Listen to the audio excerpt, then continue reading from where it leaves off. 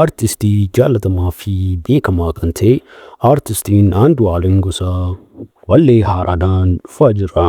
Hashamaan akkam jirtu dhaggeeffattootaa fi daawwattoonni chaanaalii keenya bagara chaanaalii keenyaatti nagaan deemsisaniin jecha har'a immoo odeeffannoo haaraa hedduu kan nutti toluu fi akkasumas illee daran kan nama hawwatu waa'ee artistii Andualem Gosaa irratti ilaalchisee oduu bareedaa tokko isinii qabatee jira.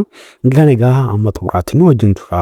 Warroonni chaanaalii keenyaaf haaraa taatan immoo akkuma beekamu chaanaalii keenya subscribe gochuun akkasumas illee like fi share gochuun immoo namoota hedduu bukkeellee akka inni qabu godhaas niin jenna. Egaa daawwattoota keenya gara odeeffannoo guyyaa har'aa qabadhee dhufetti isin haa dabarsu. Egaa daawwattoota keenya artistiin kanaan dura badii ture artistiin Andualem Gosaa guyyaa ammaa kana kunoo deebi'ee dhufaan jira isiniin jechaa jira jechuudha. Egaa artistiin Andualem Gosaa kanaan dura sirboota garaagaraa baay'ee bareedaa fi hedduu kan namatti tolu kan babaasaa turee fi keessumayyuu dhiyeenya kana immoo albamii mata dureen isaa ayyaantuu jedhu gadhiisee erga sana booddee jaalalleen dubbuudhaan boqotte ergasii wantooti garaagaraallee irratti kaa'anii akka inni aartiirraa fagaatu illee gochaa turan jechuudha. Egaa artistiin keenya kunoo waggaa tokkoo fi walakkaa booddee kunoo yeroo ammaa kana gara sooshaal miidiyaa kanatti deebi'aa jira jechuudha.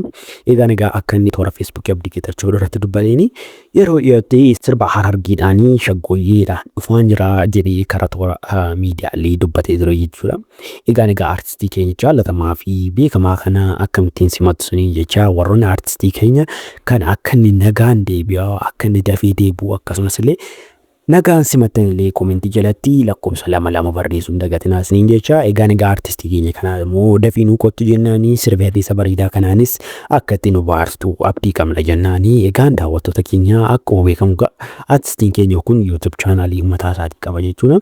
Achirratti illee artistiin kun sirba garaagaraa fi sagalee kiilallee sanaa illee sirboota babbareedaa hedduu kan namatti tolan illee qabatee ni dhufa jechuudha.